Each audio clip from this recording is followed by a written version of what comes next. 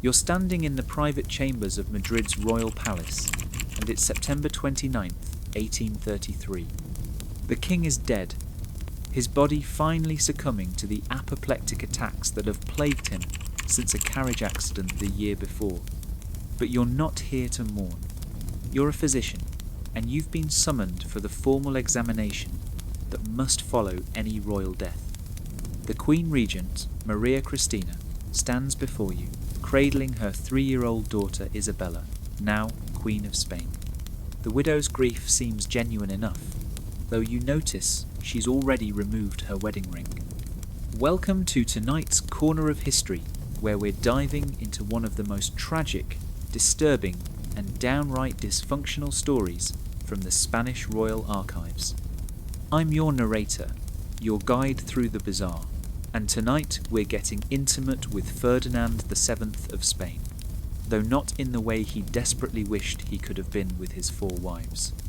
So grab your favourite beverage, settle into your coziest spot, and drop a comment telling me where you're listening from. Whether you're in modern Madrid or halfway around the world, we're all about to share in one of history's most uncomfortable truths together. Now, before we continue, let me paint you a picture. Imagine being born into ultimate power, wealth beyond imagination, an entire nation at your fingertips. Sounds pretty sweet, right? Now imagine nature played a cruel joke on your genetics and your health, leaving you chronically ill, in constant pain, and struggling with the one job kings are supposed to do, to make more little kings. No amount of gold, no divine right, no army of physicians could fix what generations of inbreeding had broken in Ferdinand VII's body. And trust me, they tried everything. You see, Ferdinand wasn't just any failed monarch.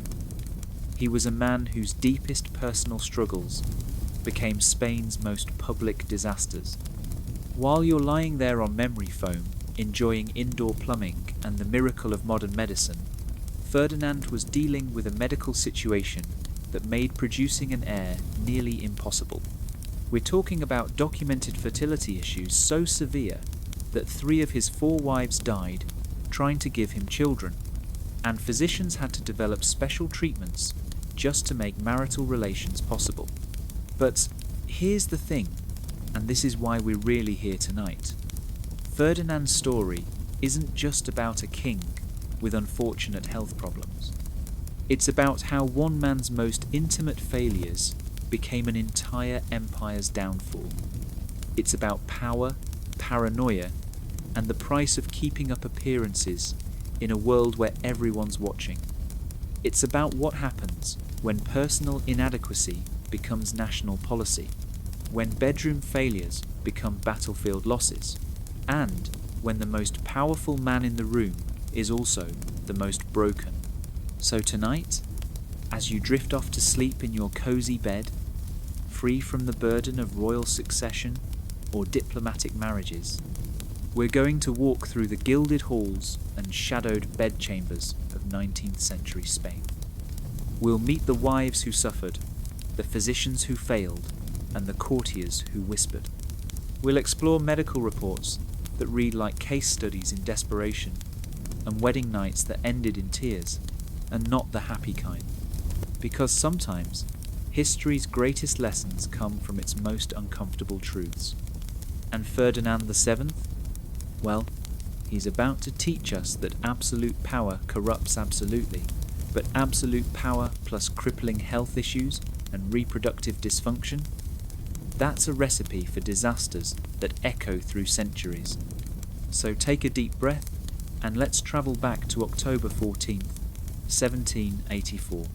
You're in the Escorial Palace, that massive granite monument to Spanish power that looks less like a home and more like God's own filing cabinet. Somewhere in those endless corridors, a baby is crying. Not just any baby, this is Ferdinand, future King of Spain, given more names than a cathedral has saints. Fernando Maria, Francisco de Paula, Domingo, Vicente Ferrer, Antonio, Jose, Joaquin, Pascual, Diego, Juan, Nepomuceno, Januario, Francisco Javier, Raphael, Miguel, Gabriel, Calixto, Cayetano, Fausto.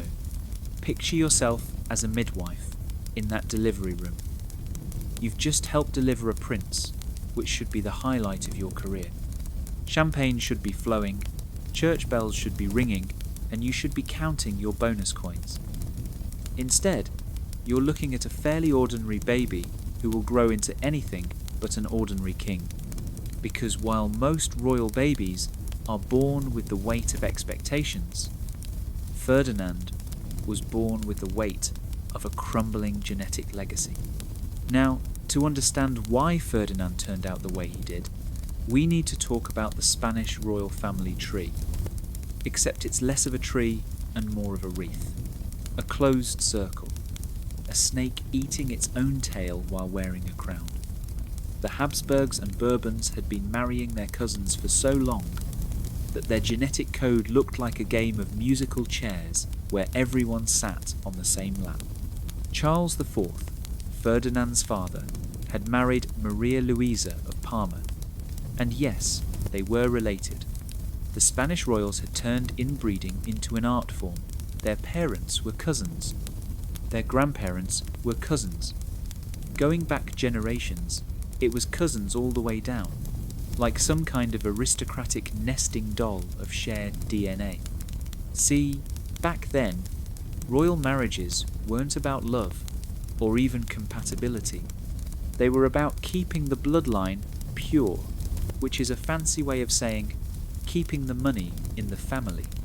No Tinder, no speed dating, no meeting someone nice at a coffee shop. Just your parents, looking at their family tree and saying, hey, that branch looks sturdy enough to graft back onto itself. What could possibly go wrong? Everything. Everything could go wrong. You're probably lying there thinking about your own family tree, with its nice, healthy branches spreading in different directions. Maybe you've got that one weird uncle, sure, but at least he's not also your father-in-law. The Spanish royals? They were playing genetic Jenga, pulling out supporting pieces and hoping the whole thing wouldn't collapse. Spoiler alert, it was already wobbling. As young Ferdinand grew, the palace physicians began noticing things. Not dramatic, grotesque things, just worrying signs. The boy was sickly, prone to fevers and mysterious ailments that came and went like unwelcome guests. By the time he hit puberty, it was clear that centuries of inbreeding had concentrated into what doctors diplomatically called a delicate constitution. Imagine being 13 years old, already dealing with regular teenage awkwardness, watching your body develop in ways that confuse and concern you. Now imagine you're a prince, which means every aspect of your development is monitored, documented, and discussed by bearded men who mutter in Latin about your royal health. The court physicians filled volumes with observations about young Ferdinand. He was becoming large beyond proportion, developing what would become a lifelong struggle with his weight. His features were, to put it kindly, unfortunate. Contemporaries described him as having a long nose, heavy features, and an expression of mingled apathy and good humour. One visitor noted that Ferdinand's breath stank beyond belief, which is the kind of detail that really brings history to life, doesn't it? But the real problems were internal. Ferdinand's health issues went beyond mere unattractiveness. He developed gout at an unusually young age, a condition that would torment him throughout his life. His digestive system was a disaster, leading to chronic issues that made court dinners a special kind of torture. And then there were the reproductive concerns that court physicians documented with increasing alarm. Contemporary accounts, while maintaining the discretion required when discussing royal bodies, hint at serious issues. A French observer would later claim the king possessed physical abnormalities that made marital relations difficult. Court physicians documented the need for special preparations and medical assistance for the king to perform his conjugal duties. While some accounts may have been exaggerated by Ferdinand's enemies, the documented struggles across 4 marriages suggest genuine medical problems. The whispers started early. Servants noticed the prince's unusual shyness around women, his tendency to flee when young ladies were presented at court. At first, people assumed it was just adolescent awkwardness. But as Ferdinand grew older, the awkwardness hardened into something else. A deep, festering resentment against anyone who seemed comfortable in their own body. There's a story from when he was 15 that reveals the darkness already growing in Ferdinand's character. A young servant made the mistake of commenting, just within earshot, about the prince's laboured breathing after climbing stairs. Not mockery, just observation, but Ferdinand didn't forget. A week later, the servant's entire family was dismissed from royal service. The message was clear. Ferdinand might be physically weak, but he would use every ounce of royal power to punish those who reminded him of it. The court physicians, meanwhile, were in full panic mode. They knew what Ferdinand's various health issues meant for the future of Spain. Kings had one job above all others: make more kings. It's literally the most basic requirement. You can be stupid, you can be cruel, you can start unnecessary wars and bankrupt the treasury, but as long as you can produce an heir, you've technically succeeded. Ferdinand's documented health problems suggested this might be complicated. The prince began developing what would become his trademark paranoia. He kept mental lists of perceived slights, remembering every sideways glance, every stifled cough when he wheezed, every conversation that stopped when he entered a room. Court observers noted his increasing vindictiveness. Servants dismissed for minor infractions, courtiers banished for imagined disrespect. By 1788, when Ferdinand was just 4 years old, his younger brother Don Carlos was born. Normally, a spare heir would be cause for celebration, but for Ferdinand, it was a reminder that he was replaceable. If he couldn't produce heirs of his own, this baby brother could inherit everything. The seeds of the succession crisis that would tear Spain apart were planted early. Ferdinand's education, meanwhile, was a disaster of its own. His tutors found him alternately lazy and obsessive, uninterested in statecraft, but fascinated by court gossip and petty revenge. He showed little aptitude for languages, military strategy, or economics, all crucial for a future king. What he did excel at was remembering slights and planning retribution. The tumult of Aranjuez in 1808, when Ferdinand orchestrated his father's abdication, wasn't just political ambition. It was the culmination of years of resentment against his parents who had burdened him with bad genetics, against the court that whispered about his inadequacies, against a world that demanded he be something his body wouldn't allow.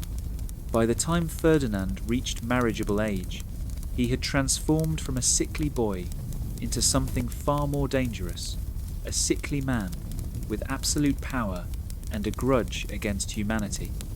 His body had betrayed him with poor health, chronic pain, and reproductive challenges. His court had betrayed him with whispers and gossip.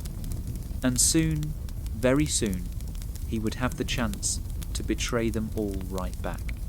The court began looking for a suitable bride, someone who could handle Ferdinand's delicate constitution and hopefully produce the heirs Spain desperately needed. Letters were sent to royal houses across Europe, portraits exchanged, bloodlines examined. What they were really looking for was a woman strong enough to survive marriage to a man whose body was failing and whose personality was poison. Somewhere in Naples, a young princess named Maria Antonia was preparing for her future, dreaming of romance and royal weddings.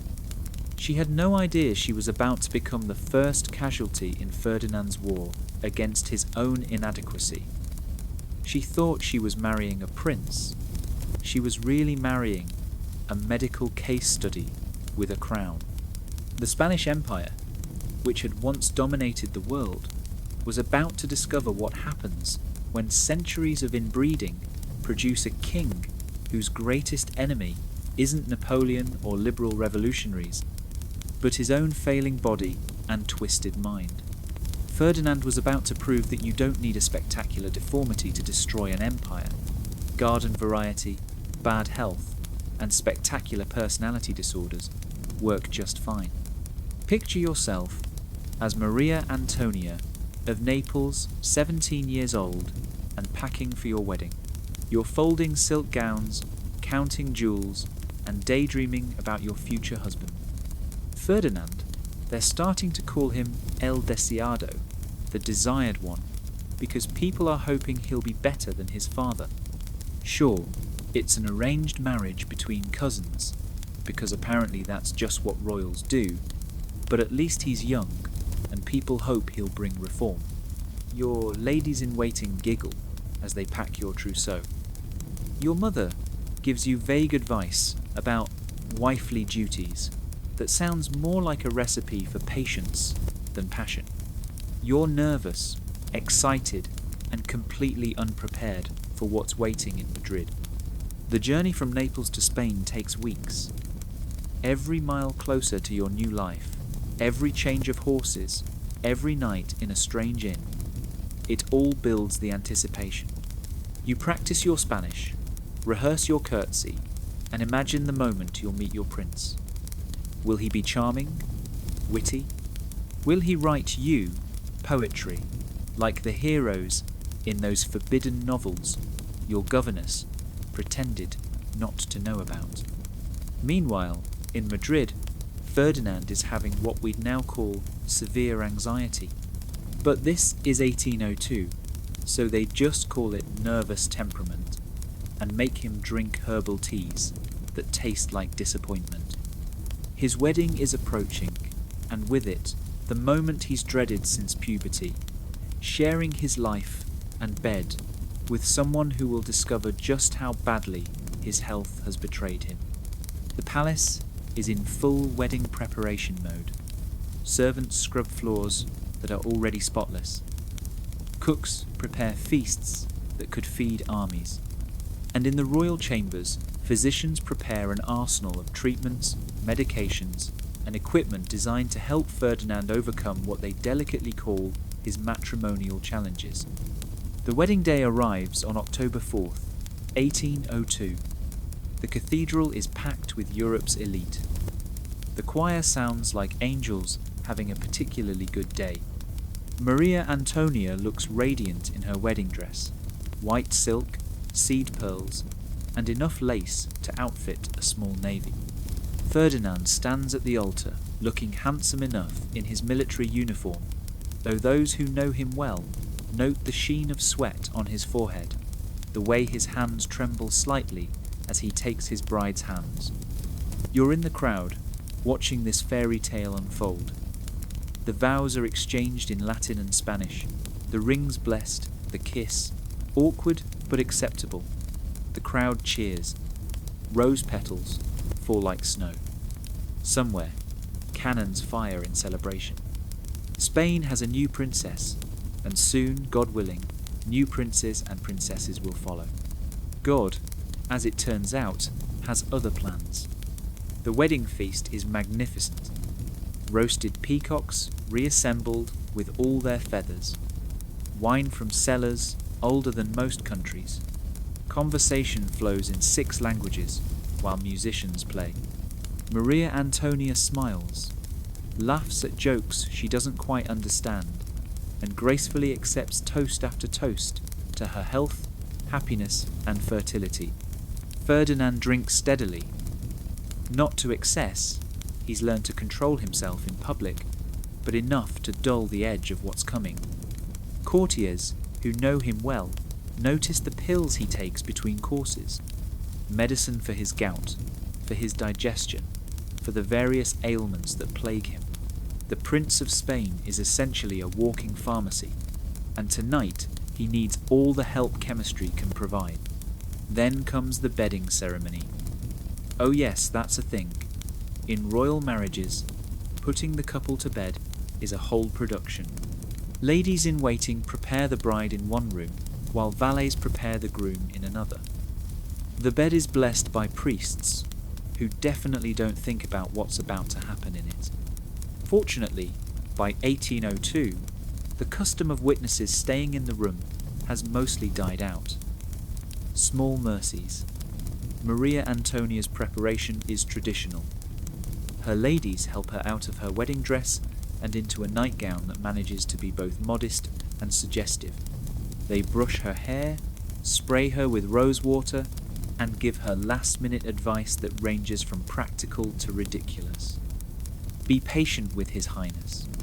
One says meaningfully. Royal duties require understanding, suggests another. Ferdinand's preparation is more medical than romantic. His physicians arrive with treatments for his various conditions. There are tonics for his chronic fatigue, treatments for the gout that makes movement painful, and various remedies that court doctors hope will help him perform his husbandly duties. The historical record, while discreet, makes it clear that medical intervention was necessary from the very beginning. When Maria Antonia is finally led to the bedchamber, she's expecting candlelight and nervous romance. Instead, she finds Ferdinand looking absolutely terrified, having just finished a medical consultation with his physicians who hover nearby, ready to assist if needed. Please don't be afraid, Ferdinand says, which is exactly what someone says when you should definitely be concerned. Now, the historical records become diplomatically vague here, as they should. Palace documents use phrases like, "The princess experienced difficulties adjusting to married life," and "The consummation required patience and medical assistance." But what we can piece together from various sources, letters from ladies in waiting, diplomatic reports, medical records, paints a picture of a wedding night that was more medical procedure than romantic encounter. Ferdinand suffered from a combination of severe performance, anxiety, and genuine physical problems that made intimate relations extremely difficult. The court physicians had to provide ongoing assistance, not just on the wedding night, but throughout the marriage. Special treatments, medications, and what one doctor delicately called mechanical aids were required for the royal couple to attempt producing an heir. Maria Antonia, raised with all the sheltered innocence of a royal princess, found herself in a situation that no amount of vague maternal advice had prepared her for. Her new husband was clearly suffering from medical issues that made him incapable of normal marital relations without significant medical intervention. The fairy tale had become a medical case study. Days turned into weeks, weeks into months. The honeymoon period became a recurring medical appointment. Ferdinand would attempt to fulfill his marital duties, fortified by whatever medicines and treatments his physicians could devise. Maria Antonia would endure these attempts with increasing desperation, knowing that her primary job as a princess was to produce heirs, and she was failing through no fault of her own. The court, meanwhile, maintained the fiction that everything was normal. Foreign ambassadors sent carefully worded reports back home. The royal couple appears devoted to each other, wrote the French ambassador, while privately noting, though the princess shows signs of strain, Maria Antonia began showing signs of what we'd now recognize as severe depression and anxiety. She couldn't sleep properly. She lost weight. She developed nervous habits, twisting her hands, startling at sudden sounds. Her ladies noticed she spent increasing amounts of time in the palace chapel, praying desperately for a pregnancy that seemed increasingly unlikely. The pressure to produce an heir was crushing. Every month that passed without a pregnancy announcement was another failure. The court physicians tried everything: special diets designed to enhance fertility, treatments based on medical texts, consultations with experts from across Europe. Some of these treatments were genuinely medical, others were closer to superstition. All were desperate. Ferdinand's response to their failure was predictably cruel. He blamed Maria Antonia. She was too tense. She wasn't trying hard enough. She was deliberately sabotaging their attempts because she found him repulsive. His paranoia, already well developed, found a new target in his young wife. He began having her correspondence monitored, convinced she was writing to Naples about his failures. He had servants report on her private conversations. He would burst into her chambers at odd hours, checking for evidence of what? Disloyalty? Mockery? The imagined betrayals of a paranoid mind? Maria Antonia, trapped in a nightmare she couldn't escape, found solace in laudanum, the 19th century's answer to everything from headaches to heartbreak. What started as medicine to help her sleep became her only escape from a marriage that was equal parts medical experiment and psychological torture. Then, miraculously, in 1804, she became pregnant. The court exploded with joy. Te Deums were sung in every church. Finally, the royal couple had succeeded. An heir was coming. The pregnancy was difficult from the start. Maria Antonia, weakened by stress and her increasing dependence on laudanum, struggled with severe morning sickness. But she was carrying the future of Spain, so the finest physicians in Europe were summoned. She was put on strict bed rest, special diets, constant monitoring. 4 months in, she miscarried. The palace that had been filled with joy became a tomb. Maria Antonia hemorrhaged for days, while physicians tried their limited remedies. Ferdinand paced the halls like a caged animal, alternating between grief for the lost child and rage at the continued failure. They were back to square one, but square one was worse now. The attempts resumed with mechanical regularity. More treatments, more physicians, more desperate measures. Maria Antonia became pregnant again in 1805. This time, she made it to 7 months before going into premature labour. The baby lived for a few hours, long enough to be baptized, not long enough to take more than a few breaths. The trauma of the delivery nearly killed Maria Antonia. She never fully recovered. The physical damage combined with the psychological trauma broke something essential in her spirit. By 1806, she was dying. Not dramatically, just fading. Tuberculosis, the physicians said, though everyone knew the real cause was deeper than any disease. When she finally died on May 21st, 1806, she was 21 years old. She had been married for 4 years, had endured hundreds of medical procedures, had lost 2 pregnancies, and had never once experienced what marriage was supposed to be. She died exhausted, heartbroken, and relieved to finally escape. At her funeral, Ferdinand played the grieving widower perfectly.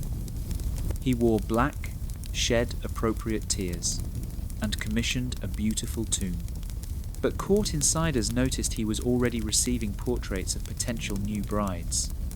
Before Maria Antonia's body was cold, her replacement was being selected. Because Ferdinand had learned nothing from his first marriage, except that wives were replaceable, the medical problems could be managed with better treatments. The right woman would succeed where Maria Antonia had failed. He just had to find her. What he didn't understand, what he was incapable of understanding, was that the problem wasn't his wives. The problem was a combination of his failing health and his complete inability to see women as human beings rather than baby-making machines designed to salvage his dynasty. Maria Antonia was buried with full royal honours. Prayers were said, hymns were sung, and tears were shed by everyone except the one person who should have mourned her most. She'd given her youth, her health, and ultimately her life to a man who saw her as nothing more than a failed experiment. But Ferdinand's experiments were far from over. Even as dirt was thrown on Maria Antonia's coffin, negotiations were underway for wife number 2. Because if at first you don't succeed, try again, even if it kills them. You're Maria Isabel of Portugal, 19 years old, and you've just been told you're going to be Queen of Spain. Your father is beaming. Your mother is crying those complicated tears that could mean anything. And your ladies in waiting are buzzing with excitement about Madrid fashion. Nobody mentions that your predecessor died at 21 of tuberculosis after 4 years of failed pregnancies. Nobody mentions the whispers from Spanish servants about the king's medical difficulties. Nobody mentions anything except how honoured you should feel. But you're not stupid. You've heard things. Careful things, wrapped in diplomatic language. The Spanish king requires special medical attention. The marriage will involve particular challenges. Your aunt, who survived her own difficult royal marriage, pulls you aside and says, "Child, sometimes duty to crown and country means enduring the unendurable," which is definitely not what you want to hear 2 weeks before your wedding. The year is 1816, and Europe is still recovering from Napoleon's rampage. Ferdinand has been back on his throne for 2 years, busy proving that the Spanish people who died to restore him made a terrible mistake. He's dissolved the Cortes, restored the Inquisition, and executed so many liberals that the plaza executions have become routine. But hey, at least he's single again. The negotiations for your hand were surprisingly straightforward. Ferdinand's ambassadors presented him as a grieving widower, desperate for an heir. Your father's ambassadors presented you as a fertile young princess from proven Portuguese stock. Your mother had 12 children, after all. Nobody mentioned that Ferdinand's first wife died childless, despite 4 years of trying. Romance was never part of the equation. The journey to Madrid takes 3 weeks. Every mile closer to your new life is a mile further from everything safe and familiar. You practice Spanish phrases, rehearse court etiquette, and try not to think about why Maria Antonia reportedly spent her last years in a laudanum haze. The ladies travelling with you maintain determinedly cheerful conversation about Spanish fashion and palace protocol. Meanwhile, in Madrid, Ferdinand is preparing for your arrival with grim determination. He's 32 now, and the years have not been kind. The gout that plagued his youth has become chronic, making walking painful and dancing impossible. His weight has increased dramatically. Portraits from this period show a man bloated beyond his years. His famous bad breath has become legendary among courtiers, who learn to stand at strategic distances during audiences. But most concerning are the reports from his physicians about his continued inability to perform marital duties without substantial medical assistance. A decade of failed attempts with Maria Antonia has only worsened his psychological barriers. The treatments that once showed promise have lost effectiveness. The king who desperately needs an heir seems less capable than ever. Your wedding day arrives on September 29th, 1816. The cathedral glows with candles. Though fewer than at Ferdinand's first wedding, even royal celebrations show the strain of Spain's economic collapse. You walk down the aisle in a dress that cost more than most Spanish families see in a lifetime. trying not to notice how Ferdinand shifts his weight from foot to foot, favouring his less painful leg. Ferdinand waits at the altar, and the years of poor health are evident. His face is puffy from medications, his breathing audibly laboured even at rest. When he takes your hand for the vows, you notice his fingers are swollen with gout, the royal rings cutting into flesh. His famous Habsburg jaw seems more pronounced, whether from weight gain or the progression of his genetic inheritance. The wedding feast is elegant but subdued. Spain can no longer afford the excesses of the past. You sit beside your new husband, making polite conversation while trying not to react to the medicinal smell that clings to him, a combination of the various balms and treatments his physicians apply. Ferdinand takes pills throughout the meal, washing them down with wine that his doctors have specifically approved for his conditions. Then comes the moment you've been dreading. Your Portuguese ladies have tried to prepare you, speaking in euphemisms about royal challenges and the need for patience. But your new Spanish ladies, in waiting, are more direct as they prepare you for bed. They hand you a vial of laudanum for the discomfort, and their eyes hold the weary sympathy of women who dressed Maria Antonia for the same ordeal. When you're led to the royal bedchamber, you find not a romantic setting, but what appears to be a medical facility. Ferdinand's physicians are present, having just finished administering treatments to enable His Majesty to perform his duties. There are medicines laid out, special cushions arranged, and an atmosphere more clinical than conjugal. Your Majesty must understand. The lead physician explains with professional detachment, the King's condition requires certain accommodations. We will remain nearby should assistance be required. What follows is the most humiliating introduction to married life imaginable. The physicians explain, in medical detail, why normal relations are impossible and what measures must be taken. Ferdinand sits through this familiar ritual with the dead-eyed acceptance of a man who's endured this exposure countless times. The wedding night is a disaster of medical intervention and failed attempts. Despite all the preparations, despite Ferdinand's desperate efforts, aided by every medicine Spanish science can provide, consummation proves nearly impossible. What finally occurs is so aided by medical assistance that it barely qualifies as a marital act. You lie there afterward, listening to Ferdinand wheeze apologies while physicians discuss adjusting tomorrow's treatments. But here's the thing about Portuguese princesses. You come from hardy stock.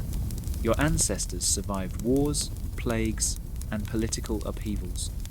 You're not going to be defeated by a sick king and an impossible situation. You develop a strategy that's part survival mechanism, part medical protocol. You treat the entire situation as a medical condition requiring management. You work with the physicians to optimize treatment schedules. You learn which medicines help and which make things worse. You never show disappointment or frustration. You become less a wife and more a specialized nurse whose patient happens to be the King of Spain. Ferdinand doesn't know what to make of your practical approach. He expected tears, hysteria, the gradual breakdown he witnessed with Maria Antonia. Instead, you show up for each scheduled attempt with the resignation of someone performing an unpleasant but necessary duty. Your calm acceptance somehow makes him even more paranoid. She's too accepting, he tells his advisors. She must be mocking me to her ladies. But you're not mocking, you're surviving. And against all odds, in early 1817, you miss your monthly courses. The court physicians perform multiple examinations before daring to confirm you're pregnant. The Spanish court erupts with a joy tempered by previous disappointments. Cannons fire, but fewer than for a normal royal pregnancy. Masses are said, but with more prayers for successful delivery than thanksgiving. Everyone remembers Maria Antonia's miscarriages. Hope is cautious this time.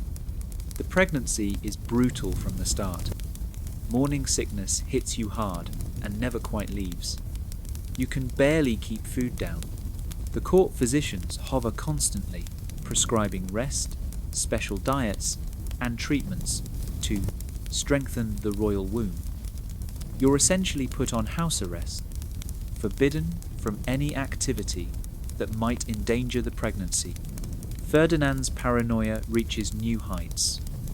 He's convinced enemies will try to poison you or cause you to miscarry. Your food is tested multiple times. Guards are doubled, then tripled. He even has your ladies-in-waiting investigated for possible liberal sympathies. The palace becomes a fortress of fear. On August 21st, 1817, after a long and difficult labour, you give birth to a daughter.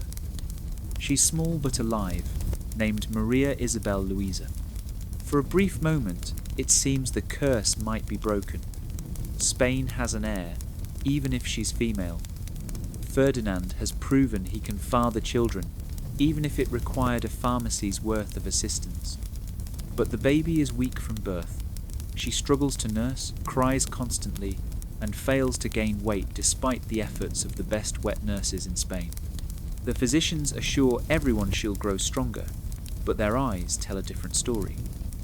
On January 9th, 1818, the infant dies, officially, of infantile weakness.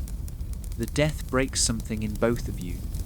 Ferdinand becomes convinced the baby was murdered, possibly by liberal conspirators, or even by you. His paranoia, always simmering, explodes into full madness. You find yourself under constant surveillance, your correspondence read, your conversations reported. Despite everything, you become pregnant again, almost immediately. Ferdinand's desperation for a male heir overcomes his physical limitations through sheer force of will and increased medical intervention. This pregnancy is worse than the first. You're still weak, still grieving, and now dealing with a husband who's gone from difficult to dangerous. On December 26th, 1818, you go into labour prematurely. The baby is breech, the cord wrapped around her neck.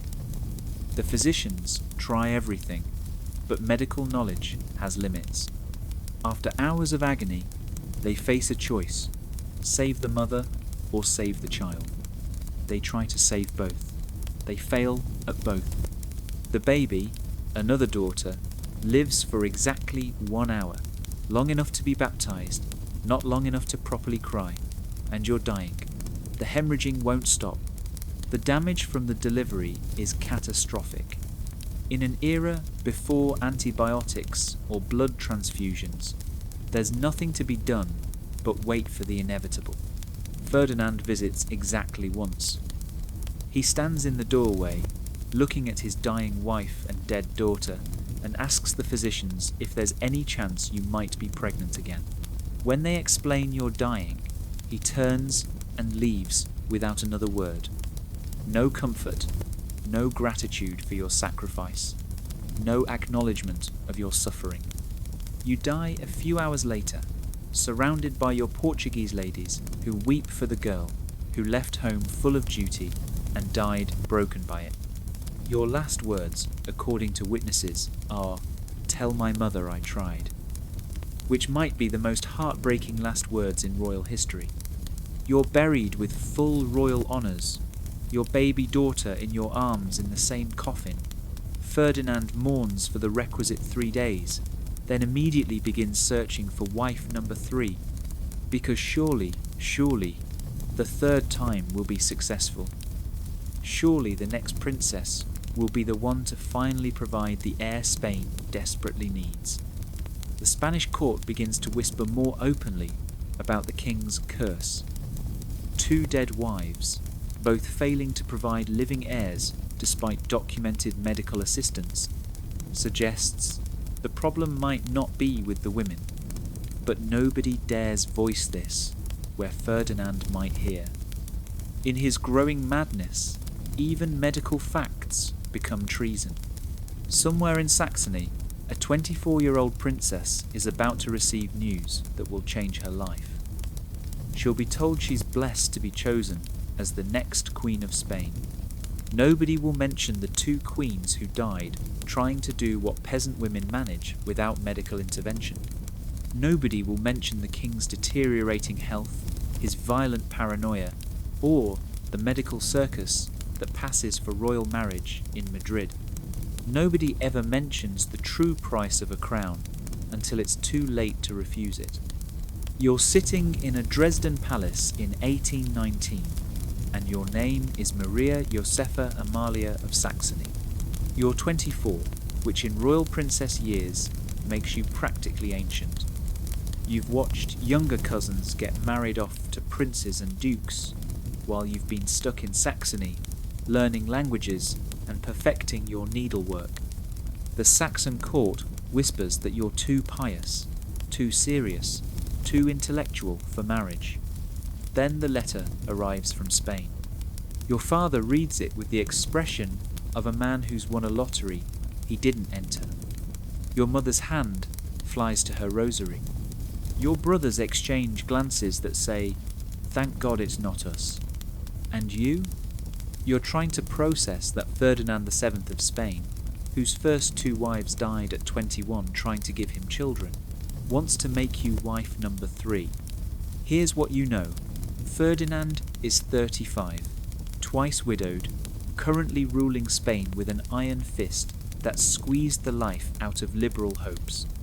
He's restored the Inquisition, executed anyone who whispers "Constitution," and his health is reportedly failing faster than Spain's economy.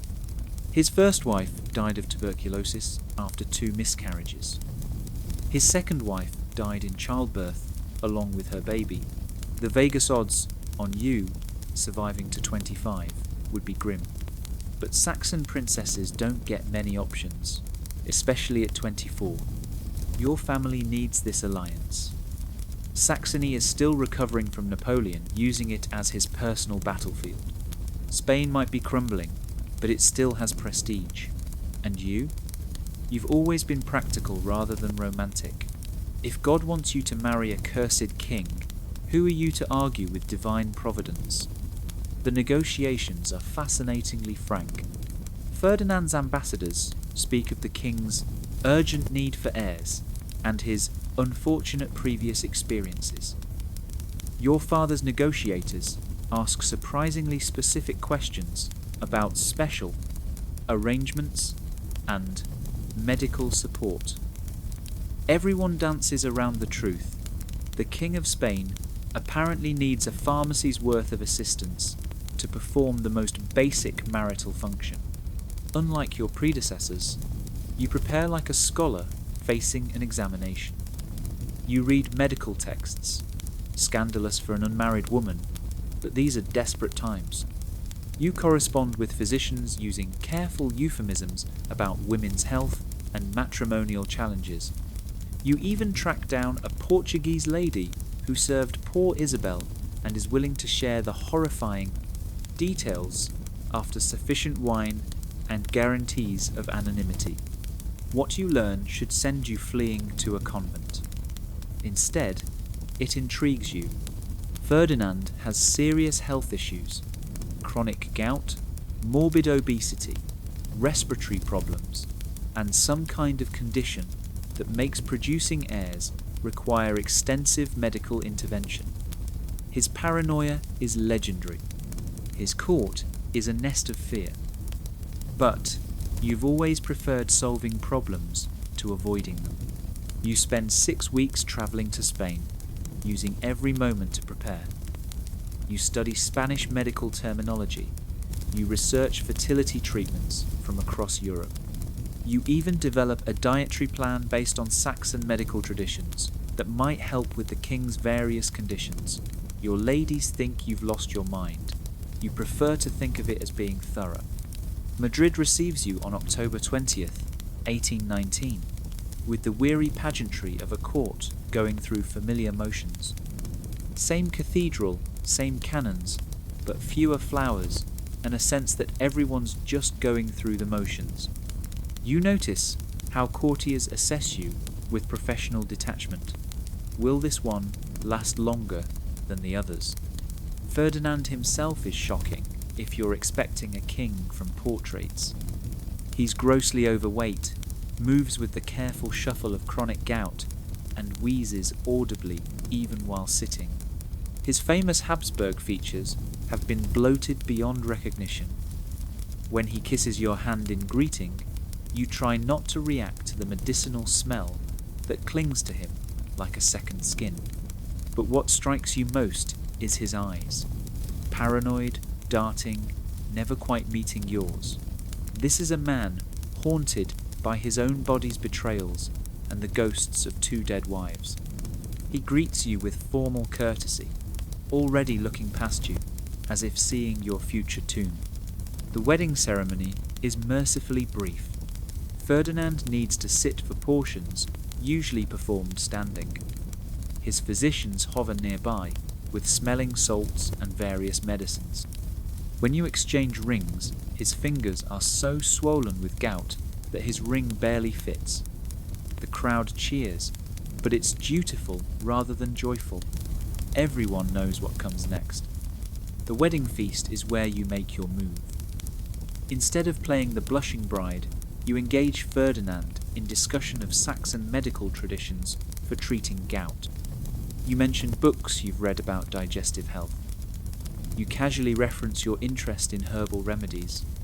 His paranoid eyes narrow as he realizes you know about his conditions. You knew? He asks quietly. I prepared, you respond. A queen should understand her duties. All of them. The wedding night arrives with its familiar medical circus, but you shock everyone by already knowing what the physicians are going to say. You've researched the king's conditions. You understand why normal relations are impossible. You even have suggestions from Saxon medical texts. Perhaps, you tell the stunned physicians, we might approach this as a long-term medical project rather than expecting immediate results. Ferdinand stares at you with something between horror and hope. No one has ever treated his shameful secret as a solvable problem before. The wedding night is still awful. There's no getting around Ferdinand's genuine inability to function normally, even with medical assistance. But it's a controlled awful.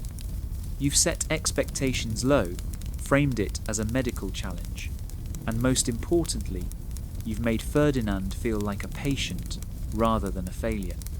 Months pass. You develop routines with German precision, medical consultations thrice weekly, attempted relations on a schedule optimized around Ferdinand's gout flares and digestive issues. You keep detailed notes like a scientist, tracking what helps and what doesn't. The court watches in amazement as you treat your marriage like a research project. She's too clinical, Ferdinand complains to his advisors, even as he begins to depend on your medical knowledge. But your approach yields unexpected benefits. Ferdinand starts trusting you with state papers, partly because you're the only person who doesn't mock his condition, and partly because your analytical mind spots patterns his paranoid one misses. You become not just his wife, but his medical advisor, dietary consultant, and increasingly his political confidant. Years pass without pregnancy, but also without the breakdown that claimed your predecessors. You don't turn to laudanum or waste away from despair.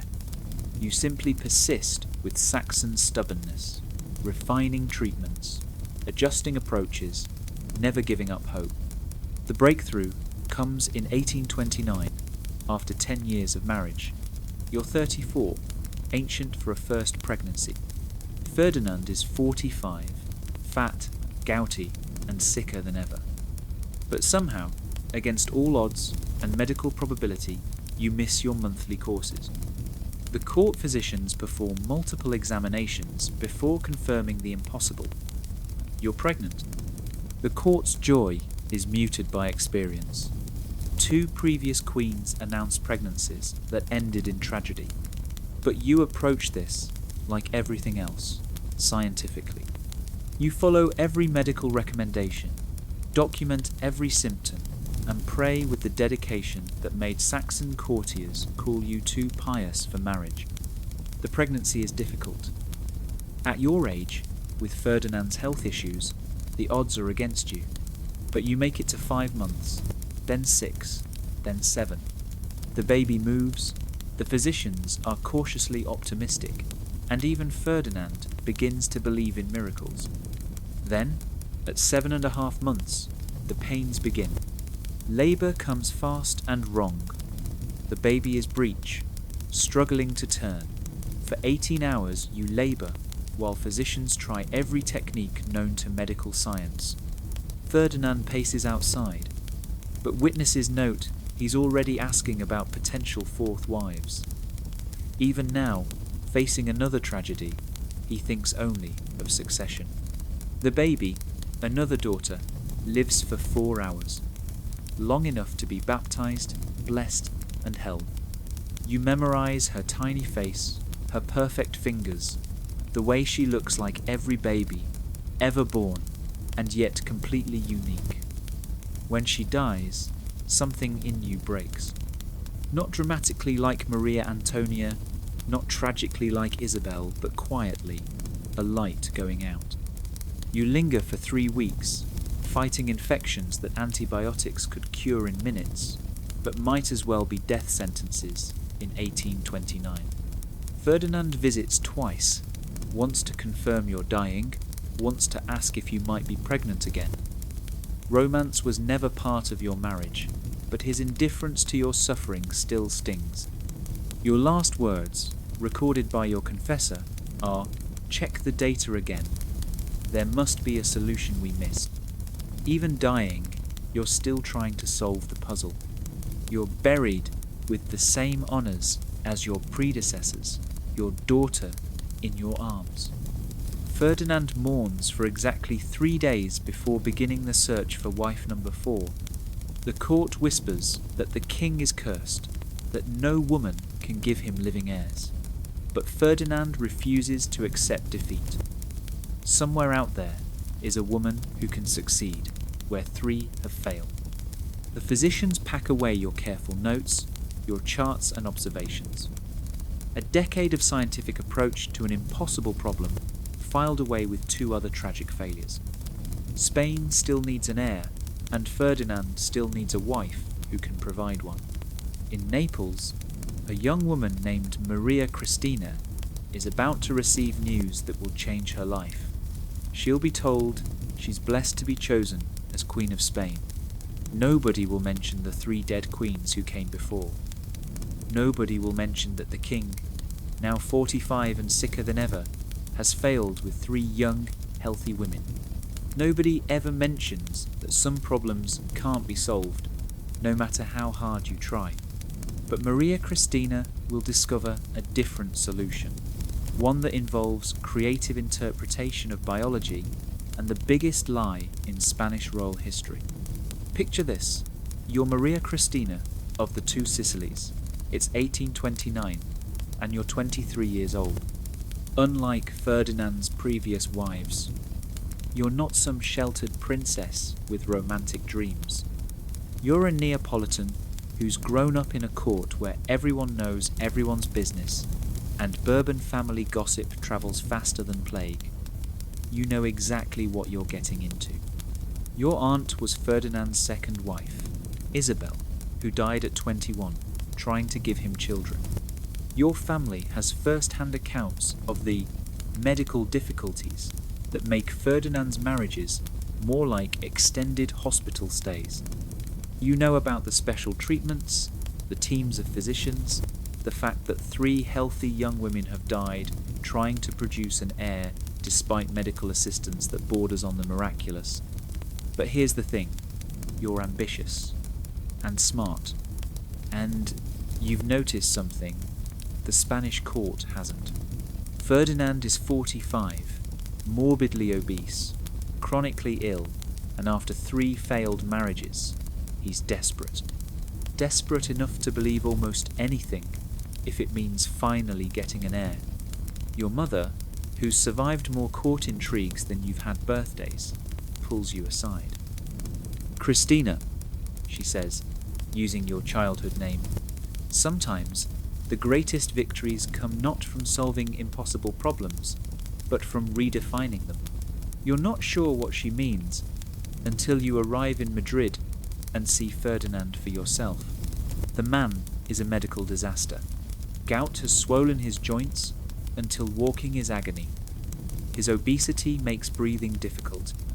The famous Habsburg jaw is buried in jowls, and his eyes, those paranoid, desperate eyes of a man who's watched 3 wives die, failing to give him what he needs. The wedding is December 11th, 1829. You float through it with the confidence of someone who has a plan. Ferdinand can barely stand through the ceremony. His breathing is so laboured that the bishop speeds through the vows. When he places the ring on your finger, his hand shakes. Whether from emotion or medical condition, you're not sure. The wedding night approaches with its familiar medical preparations. Ferdinand's physicians arrive with their treatments and explanations, ready to help attempt the impossible once again. But you surprise everyone. "Your Majesty," you say, addressing Ferdinand directly, "I've been thinking. Your previous wives, may they rest in peace, approached this challenge the same way. Perhaps we need a different strategy." Ferdinand's paranoid eyes narrow. "What do you mean?" "I mean," you say carefully, "that forcing the body to do what it cannot leads only to frustration. Perhaps we should focus on your Majesty's health first? Build your strength? There's no rush, after all. It's a radical suggestion. For 15 years, Ferdinand has been desperately trying to produce an heir through increasingly desperate medical interventions. You're suggesting patience." The physicians are skeptical, but Ferdinand, exhausted from decades of failure, agrees. You establish a new routine. Focus on improving his health through diet and gentle exercise. No pressure, no scheduled attempts, no humiliating medical procedures. Just a young wife caring for her older husband's health. And then, the miracle happens. Not in the bedroom. That remains as impossible as ever, despite the reduced pressure. But in early 1830, just months after your wedding, you announce you're pregnant. The court physicians are stunned. How is this possible when you've barely attempted relations, when the king's condition has only marginally improved? You accept congratulations with serene confidence, one hand protectively over your belly. Ferdinand is too ecstatic to ask questions. Finally, he's proven his virility. The curse is broken. God has rewarded his patience with a miracle. The pregnancy progresses normally. You bloom with health, following every medical recommendation, accepting the court's joy with modest grace. Ferdinand treats you like spun glass, terrified something will go wrong, but nothing does. On October 10th, 1830, you give birth to a healthy daughter, Isabella. She's perfect. 10 fingers, 10 toes, lusty cries that fill the palace. Ferdinand weeps with joy, holding his miracle daughter, proof that he's not the failure 3 dead wives suggested. The court explodes with celebration. Cannons fire from every fortress. Te Deums are sung in every church. Spain has an heir. The king has triumphed. The succession is secure. Ferdinand is so grateful, so relieved, that he showers you with gifts and honours. You've done what 3 women died trying to do. You've given him a healthy child. The fact that the timing is a bit unusual. Well, God works in mysterious ways. My virility was so powerful, Ferdinand begins telling people, that Maria Cristina conceived through the sheer force of my presence. Normal relations weren't even necessary. It's the most ridiculous claim in the history of ridiculous claims. It's also exactly what Ferdinand needs to believe. And you nod modestly and speak of God's miraculous grace, one hand always protectively over your belly, as you announce a second pregnancy. Your miracle fertility continues. In January 1832, you give birth to another daughter, Luisa Fernanda, another perfect baby, another proof of Ferdinand's supernatural virility. The king struts around despite his gout, boasting about his divine potency that needs no physical contact to create life. The court maintains straight faces through sheer force of will. Everyone from the chamberlain to the kitchen maids knows this is impossible. But they also know that Spain needs heirs. Ferdinand needs to believe he's not a failure, and you've somehow solved an unsolvable problem. If maintaining the fiction keeps everyone happy, who are they to question God's miracles? Foreign ambassadors write confused reports home. The King of Spain claims to have fathered children without physical relations, writes the British envoy. The entire court supports this fiction. Either Spain has experienced a divine miracle, or the most successful fraud in royal history. I'm inclined to believe the latter, but as it ensures Spanish succession, perhaps it's best not to investigate too closely. Ferdinand's final years are the happiest of his life.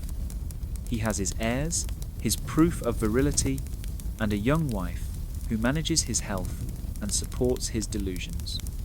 His paranoia eases because he's finally succeeded.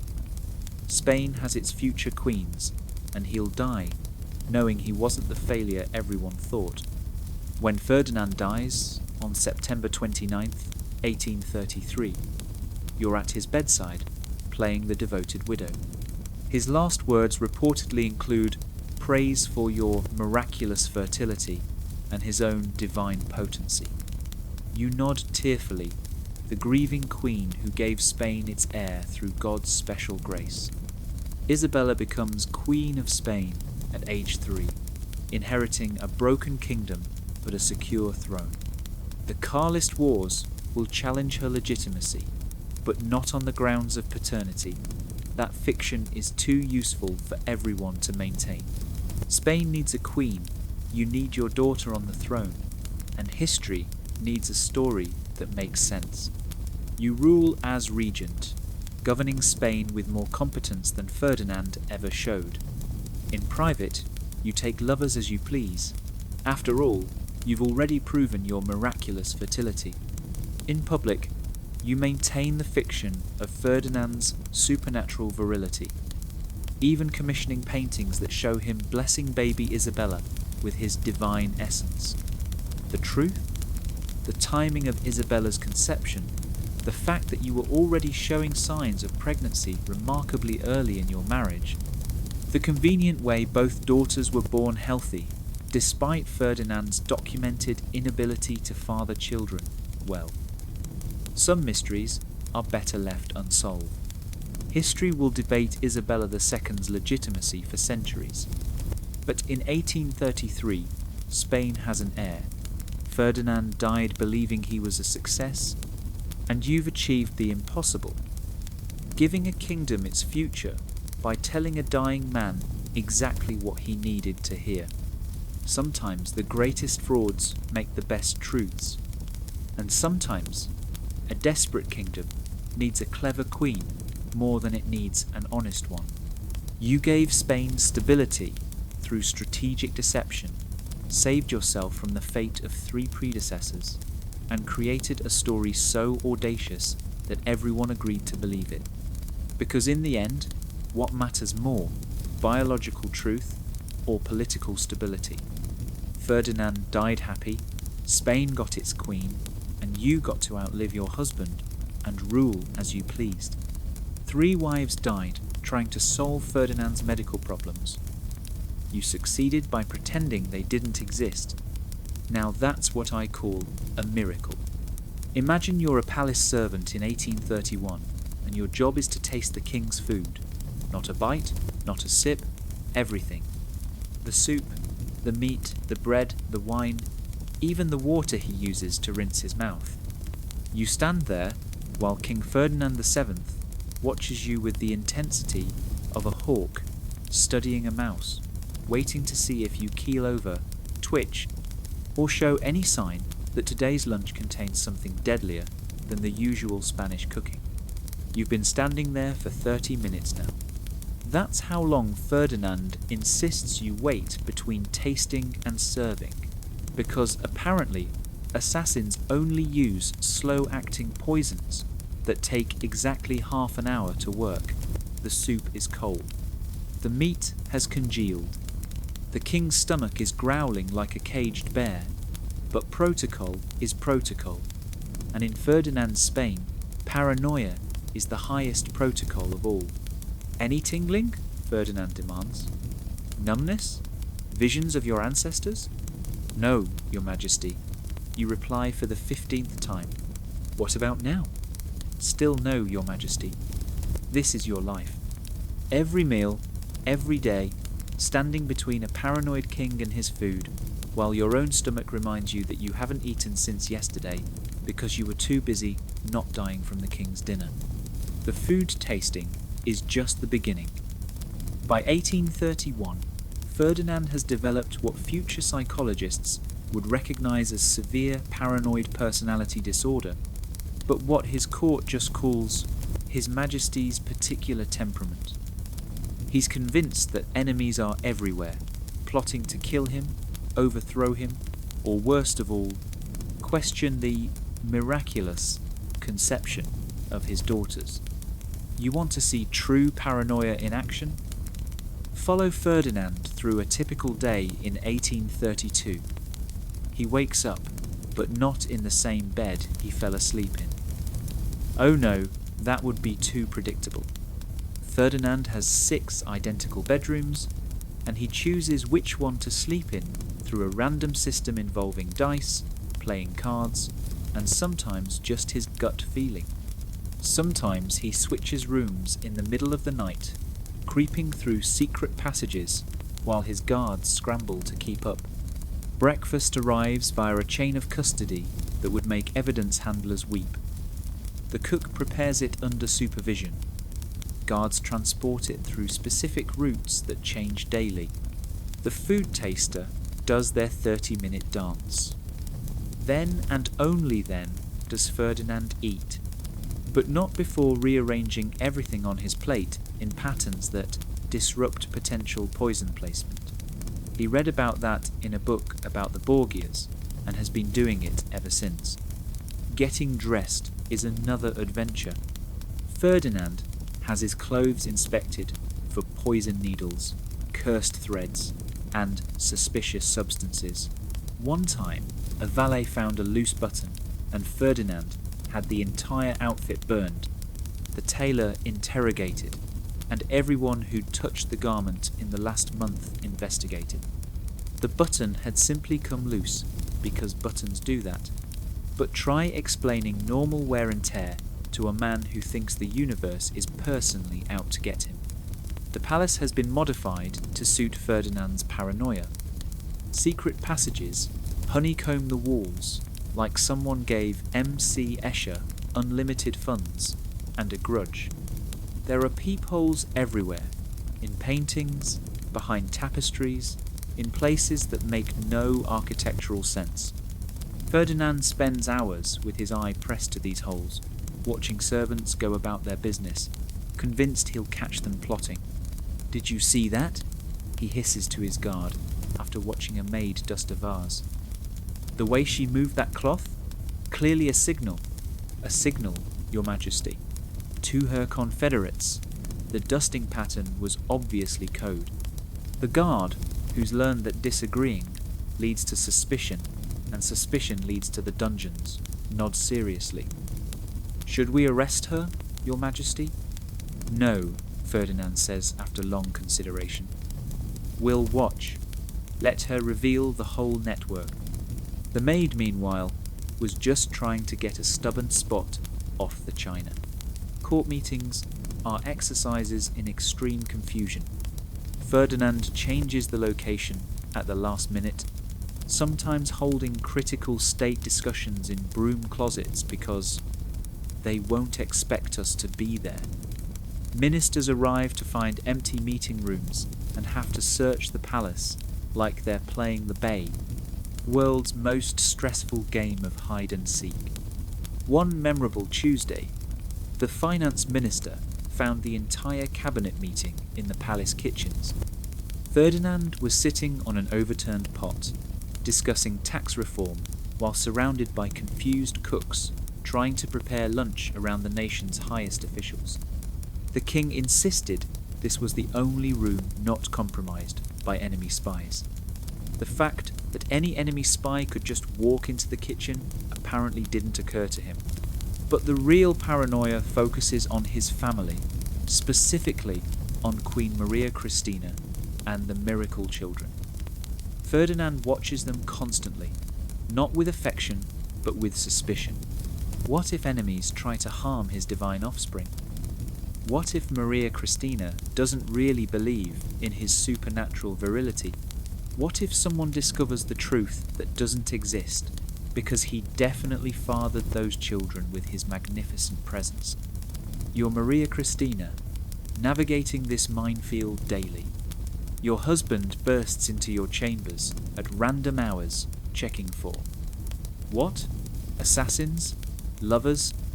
Evidence that you don't really believe he impregnated you from across a room. You've learned to always look pleasantly surprised and slightly awed, like you're still overwhelmed by his divine masculinity even after years of marriage.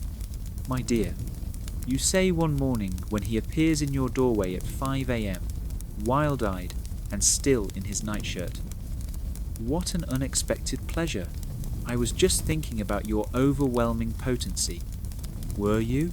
he demands, scanning the room like assassins might be hiding in your jewelry box. "Always," you lie smoothly. "In fact, I was just telling Isabella about how your mere presence created her. She's very impressed." Isabella, who's 3 and mainly impressed by butterflies and cake, probably wasn't listening, but Ferdinand doesn't need to know that. The king's paranoia extends to little Isabella in ways that would be hilarious if they weren't so disturbing. He's convinced that enemies might try to kidnap his miracle daughter, so she's guarded like she's made of solid gold and state secrets. Which, in a way, she is. If anyone figured out the truth about her conception, the whole house of cards would collapse. Isabella can't play in the gardens without a full security detail. Her toys are inspected for corruption. Her nursemaids are changed frequently, so none can form dangerous attachments. The poor child grows up thinking it's normal to have armed guards follow you to the bathroom. The palace staff develops elaborate coping mechanisms. They learn to move slowly and announce themselves loudly, because surprising Ferdinand leads to arrests. They perfect the art of looking busy, but not suspiciously busy. They communicate in a code of glances and subtle gestures that actually does look like a conspiracy, ironically confirming Ferdinand's suspicions. You're watching this from your position as food taster, and honestly, the servants have developed their own sign language just to coordinate around Ferdinand's madness. King coming is a quick ear tug.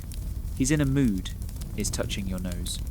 Someone's getting arrested today is a subtle throat, clear. It's like watching a very stressed ballet performed by people who just want to keep their jobs. Foreign ambassadors report back to their governments with barely concealed amazement. The British envoy writes, "The King of Spain has instituted security measures that would seem excessive for guarding the crown jewels, merely to protect his daily meals. He employs no fewer than 12 food tasters working in shifts. Conducting diplomatic business requires the patience of a saint and the memory of a card sharp." The French ambassador is more direct. Ferdinand VII has lost what little remained of his reason. Yesterday, he conducted our meeting in a closet, claiming it was the only room not infiltrated by Freemasons. When I pointed out that he himself had once been a Freemason, he accused me of being part of the conspiracy. I am requesting either a raise or a reassignment. But the real victims of Ferdinand's paranoia are the Spanish people. While their king obsesses over imaginary plots, the country continues its spectacular collapse. The American colonies are gone, having declared independence, while Ferdinand was too busy checking his soup for arsenic to notice. The economy is in ruins because the finance minister spends more time being suspected of treason than managing finances. The military is a joke because generals keep getting arrested for suspicious competence. Spain needs leadership, reform, modernization. Instead, it gets a king who's convinced his pillows are trying to suffocate him and responds by ordering new pillows every night. The palace budget for bedding alone could fund a small university, but education isn't a priority when you're fighting an imaginary war against invisible enemies. The liberals who dream of constitutional monarchy learn to operate in cells so secret, even they don't know who else is involved. They communicate through coded newspaper articles and songs that sound like love ballads but are really about democracy. It's exactly the kind of conspiracy Ferdinand imagines everywhere, born from his paranoia like a self-fulfilling prophecy. Meanwhile, in the royal nursery, little Isabella grows up in this atmosphere of constant suspicion and fear. She thinks it's normal for meals to be tested by multiple people. She thinks it's normal for her father to interrogate her dolls for potential treason. She develops a nervous laugh and a tendency to agree with everything anyone says because disagreement might be dangerous. You watch this as Maria Cristina and your heart breaks a little. Your daughter is being shaped by Ferdinand's madness. You try to provide some normalcy, some warmth, but it's like trying to grow flowers in a prison yard. The paranoia seeps into everything. "Mama," Isabella asks one day, "why does Papa look through the walls?" How do you explain that her father has installed peepholes throughout the palace to spy on everyone? How do you tell a child that the man she calls Papa is so consumed by fear that he can't trust even the walls themselves? "Papa likes to make sure we're safe," you say, which is true in the most twisted way possible. From what? Isabella persists, because children ask the questions adults have learned not to. From the truth you think but don't say. From reality. From the knowledge that he's not the godlike figure he believes himself to be. From the collapse of the elaborate fiction that maintains his sanity and your survival. From bad people, you say finally, and Isabella nods solemnly, filing this away in her growing understanding of a world where bad people lurk everywhere and only constant vigilance keeps them at bay. The irony is that Ferdinand's paranoia creates the very enemies he fears. His repressive policies drive liberals underground. His economic mismanagement creates desperate people willing to do desperate things. His constant suspicions turn loyal subjects into resentful prisoners. He's so busy looking for plots that he's creating the conditions for actual plots to flourish. By 1833, Spain is a powder keg, and Ferdinand is sitting on top of it, convinced that enemies are trying to light the fuse. He's not wrong, but he doesn't understand that he struck the match himself years ago when he chose fear over trust and paranoia over progress. The food tasters still perform their ritual dance. The guards still check for poison needles that don't exist. The king still creeps through secret passages, spying on servants who just want to dust in peace. And somewhere in the palace, a little girl who isn't really his daughter plays with dolls under the watchful eyes of guards, learning that love and fear can live in the same house, rule the same kingdom, and ultimately destroy them both. This is Ferdinand's Spain, a nation held hostage by one man's terror of the truth. A kingdom where the biggest threat to the king isn't poison or plots, but the possibility that someone might point out that the emperor has no clothes, and never did. It's September 1832, and you're Dr. Manuel Sioane, physician to His Majesty Ferdinand VII of Spain. You've been summoned to La Granja Palace because the king has been in a terrible carriage accident. What you find when you arrive is a man who was already dying slowly, now dying quickly, and somehow managing to make it everyone else's problem. Ferdinand lies in bed, his massive frame making the reinforced furniture creak. The accident has triggered what you recognise as apoplectic attacks, what future doctors will call strokes. His face is partially paralysed, his speech slurred, and his famous paranoia has reached spectacular new heights. He's convinced the accident was an assassination attempt, that the horses were trained to overturn the carriage, that even now enemies are creeping through the walls to finish the job. Tell them I was magnificent. It's pathetic and grandiose and perfectly Ferdinand. Even dying, he needs to believe his own lie.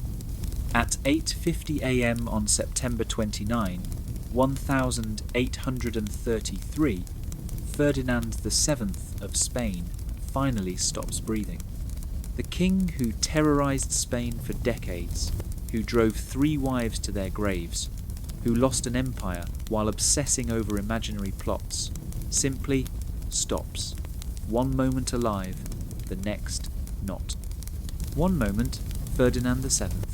The next, just a cooling body in a bed too small for his bloated frame. You check for a pulse, finding none, and make the formal announcement: the king is dead. The room explodes into carefully choreographed chaos. Courtiers rush to spread the news. Priests begin the prayers for the dead. Maria Cristina manages to look appropriately devastated while efficiently issuing orders about securing the succession. Little Isabella, still not understanding, asks if Papa is sleeping. Yes, Maria Cristina tells her. A very long sleep. As chief physician, you're responsible for preparing the body and performing the autopsy.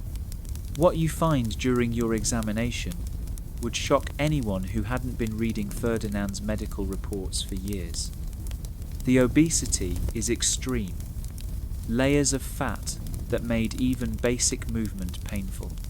The joints are destroyed by decades of gout, crystallized and deformed. The heart shows clear signs of disease, enlarged and scarred from years of strain. But it's the reproductive system that tells the real story. Without going into graphic detail, let's just say the medical evidence suggests that Ferdinand's ability to father children would have required nothing short of divine intervention. The documented problems that plagued his marriages are confirmed by anatomical reality. Those special treatments and medical assistance mentioned in court records were not exaggerations. You document everything with scientific precision, knowing these records will be sealed away.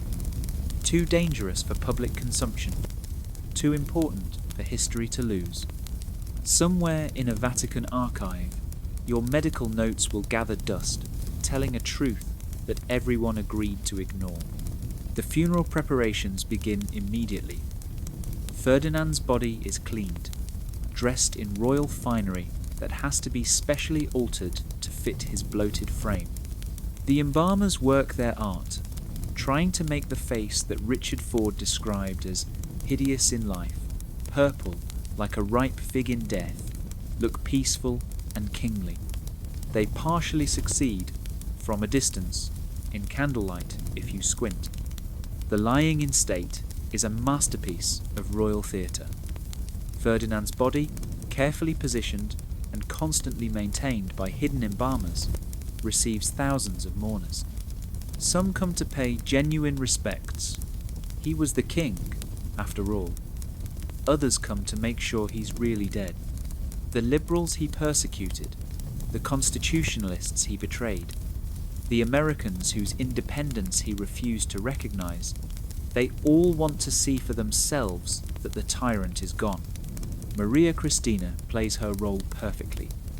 Draped in black, clutching Isabella's hand, she stands vigil by the coffin.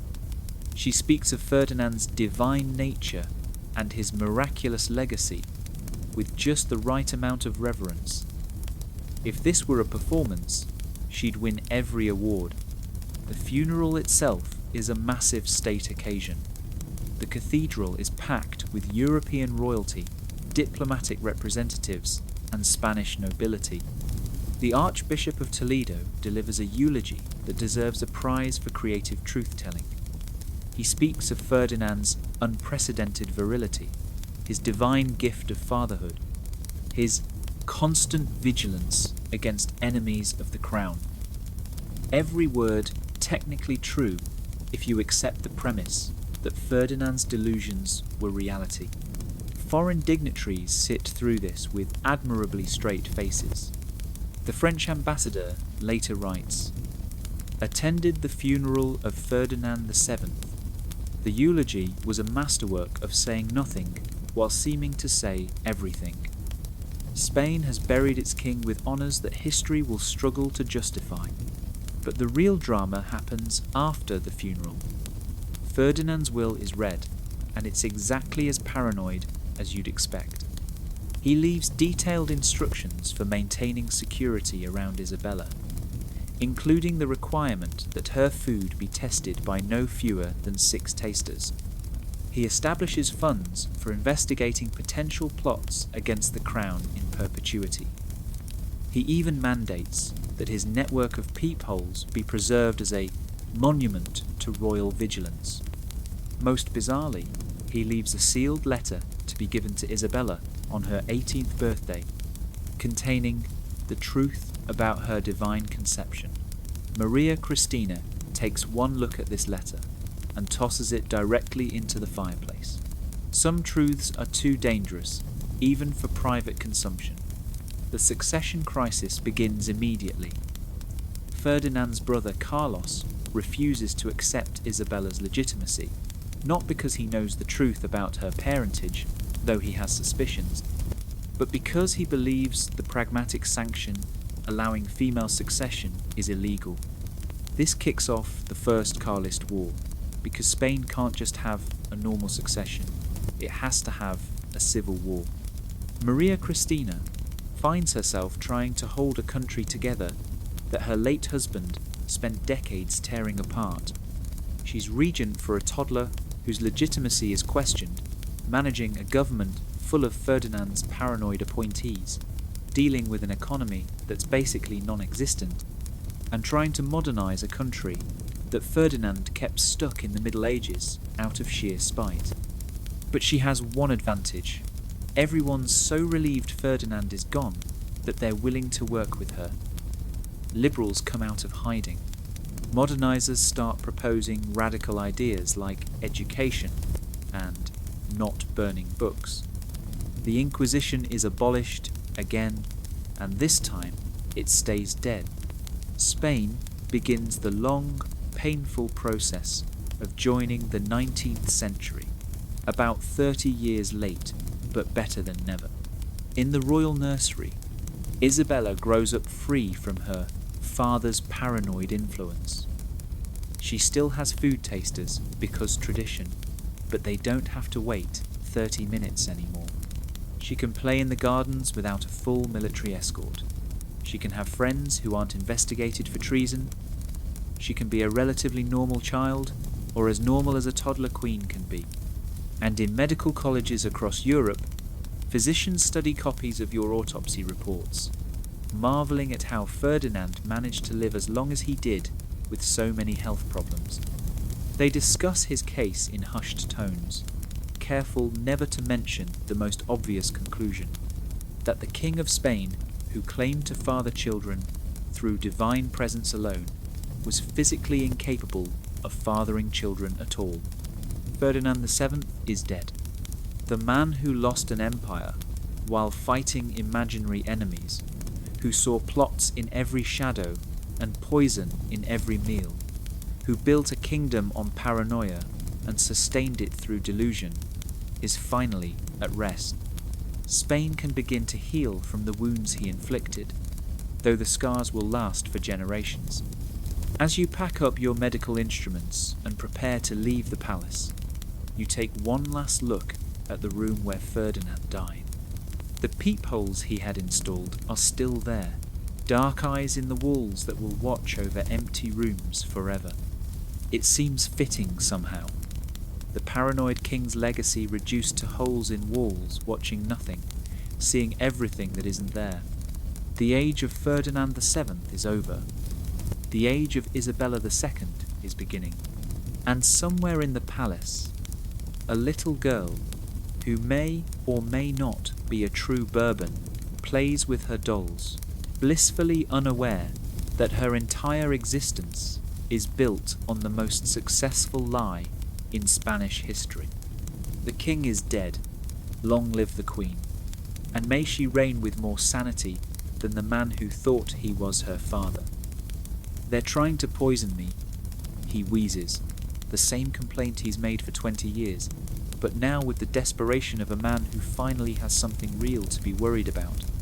You examine him with the limited tools of 1832 medicine. His pulse is erratic, his breathing laboured, his left side shows clear signs of paralysis. The accumulation of decades of gout, obesity, chronic illness, and terrible genetics has finally caught up with him. The king who survived 3 wives is not going to survive his own body's rebellion. Your Majesty needs rest, you prescribe, the universal medical advice for, I have no idea how to fix this. Rest? Ferdinand struggles to sit up. How can I rest when enemies surround me? When plots? He trails off, forgetting what he was paranoid about mid-sentence. Even his suspicions are dying. For the next year, you watch Ferdinand's slow decline. Some days are better. He can walk a bit, terrorize a few servants, demand his food be tested by the usual parade of tasters. Other days are worse. He lies in bed, barely conscious, while Maria Cristina runs the country and pretends to consult him on decisions he can't understand. The court maintains an elaborate fiction that the king is recovering. Bulletins are issued about his improving health, while everyone can see he's dying. Foreign ambassadors report home about the king's condition in code, not because it's secret, but because describing the reality seems too absurd for plain language. By spring of 1833, it's clear the end is near. Ferdinand drifts in and out of consciousness, sometimes lucid, sometimes raving. In his lucid moments, he obsesses over the succession. Isabella must inherit. The pragmatic sanction he issued in 1830 abolishing male-only succession must stand. His brother Carlos must not steal the throne from his miracle daughter. She is my blood, he insists to anyone who will listen. Born of my divine essence, my true heir. You and the other physicians exchange glances. Whatever the truth of Isabella's conception, Ferdinand will die believing his greatest lie. Perhaps that's a mercy. The death watch begins in earnest in September 1833. The court gathers like vultures, though they maintain appropriate expressions of concern. Maria Cristina plays the devoted wife, though witnesses notice she's already making plans for the regency. Little Isabella, now almost 3, is kept away from the sick room. No need to traumatise the future queen with the sight of Ferdinand's final deterioration. On September 29th, 1833, you're called for the final time. Ferdinand is having another attack, and this one is different. This is the end. The room is crowded with courtiers, priests, physicians, and family. Ferdinand lies propped up in bed, his breathing coming in short, painful gasps. His eyes, Those paranoid eyes that saw enemies everywhere are finally beginning to dim. "The walls," he whispers at one point. "Always watching through the walls." A younger priest looks confused. An older one explains in hushed tones about the king's network of peepholes. Even dying, Ferdinand worries about surveillance. As the hours pass, Ferdinand drifts in and out of consciousness. Sometimes he calls for his food tasters, suspicious to the end. Sometimes he mumbles about enemies, plots, the constant vigilance required to be king. Once, heartbreakingly, he calls for Isabella, wanting to see his miracle one more time.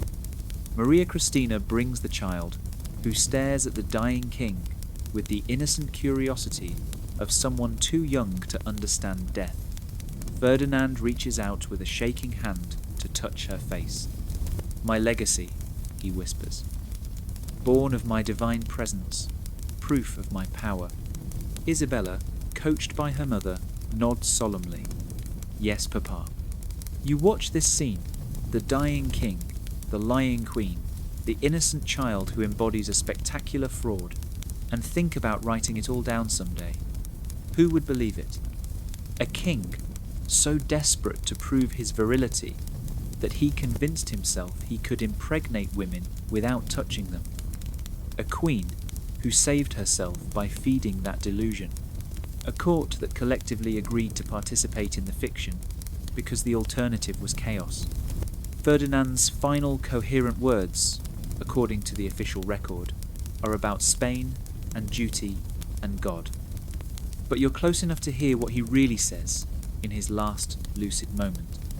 Picture yourself as a historian in 1925, sitting in a dusty corner of the Spanish Royal Archives.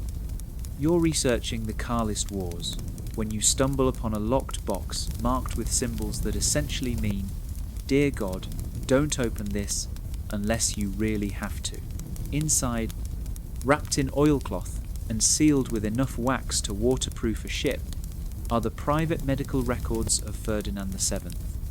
Not the sanitized versions in the official histories, the real ones. You open the first document and immediately understand why these were hidden. It's a medical report from Ferdinand's personal physician detailing the king's inability to perform marital duties without extensive medical intervention. The clinical language can't hide the reality. The King of Spain needed a pharmacy's worth of help to attempt the most basic biological function. But it's not just the medical details that strike you, it's the implications. 3 queens died trying to give this man an heir. A 4th succeeded with suspicious timing. An empire collapsed while its king obsessed over his biological failures, and everyone agreed to pretend it didn't happen. You're holding proof that one of Europe's major monarchies was shaped by a man's catastrophic health problems. Try explaining that to your academic committee. Let's zoom out and look at Ferdinand's legacy beyond the medical records. By the time he died in 1833, Spain had lost almost everything that made it a world power. The numbers are staggering. In 1800, when Ferdinand was just a paranoid prince, Spain controlled territory from California to Cape Horn, from the Philippines to the Caribbean. By his death, it was basically just Spain, Cuba, Puerto Rico, and the Philippines hanging on by a thread. The American colonies didn't just declare independence, they ran from Spanish rule like it was contagious. Venezuela, Colombia, Ecuador, Peru, Bolivia, Chile, Argentina, Mexico, all of Central America gone. Not lost in glorious battle, but frittered away while Ferdinand was too busy having his food tested to notice. The gold and silver that once flowed from the Americas dried up. The trading networks that made Spain rich shattered. The prestige of ruling a global empire evaporated like morning dew in Madrid. The human cost was even worse. thousands executed for the crime of wanting a constitution. Thousands more fled into exile, taking their talents to countries that didn't arrest people for thinking. The brain drain was so severe that Spain lost an entire generation of intellectuals, scientists, and reformers. They went to France, to England, to the former colonies, anywhere but the paranoid kingdom they'd once called home. But here's the weird thing about Ferdinand's legacy. His greatest failure might have been his greatest success. By being so spectacularly incompetent at producing an heir, he forced Spain into a succession crisis that accidentally modernized the country. Isabella II's disputed reign meant Maria Cristina had to ally with liberals to maintain power. The Carlist Wars, bloody as they were, forced Spain to confront questions about tradition versus progress that Ferdinand had suppressed. You're Maria Cristina in 1835, 2 years after Ferdinand's death, and you're dealing with the consequences of maintaining his delusions. Spain is in civil war because Ferdinand's brother Carlos refuses to accept Isabella's legitimacy. He doesn't know she might not be Ferdinand's biological daughter. He just thinks women shouldn't inherit thrones. If he knew the truth, his head would probably explode. You're fighting a war to defend your daughter's right to a throne she inherited through a spectacular lie. Your armies are led by generals. Ferdinand didn't execute or exile. Your treasury is empty because Ferdinand spent it on food tasters and peepholes. Your allies are the liberals Ferdinand persecuted, now supporting you because the alternative is even worse. The Carlist Wars rage for years. Brother against sister, tradition against progress, all over the succession of a child whose very existence was impossible. Villages burn, families divide, and thousands die for a cause built on a foundation of medical fiction. It's like a soap opera written by someone with a degree in international relations and a dark sense of humour. Meanwhile, little Isabella grows up in this chaos, shaped by it in ways that would have horrified even Ferdinand. She becomes Queen Isabella II, ruling in her own right at 13, and immediately proves that dysfunction can be inherited even when genetics aren't. She has countless lovers, possibly overcompensating for Ferdinand's failures, produces children whose paternity is constantly questioned. Karma has a sense of humour, and ultimately gets deposed in 1868. The Bourbon monarchy that Ferdinand nearly destroyed trying to preserve finally collapses under the weight of its own contradictions. But the real legacy isn't political, it's psychological. Ferdinand normalized paranoia as a governing style. He showed that a ruler could be completely detached from reality and still maintain power through fear and delusion. He proved that if you tell a lie big enough and convince enough people to support it, it becomes functionally true. Think about it. An entire court, an entire country, agreed to pretend that a medically impotent king could father children through divine presence.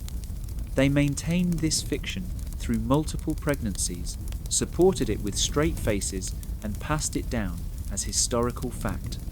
If that's not a masterclass in collective delusion, what is? You see echoes of Ferdinand's damage everywhere in subsequent Spanish history. The country's difficult relationship with democracy, perhaps because Ferdinand showed how easily institutions could be dissolved.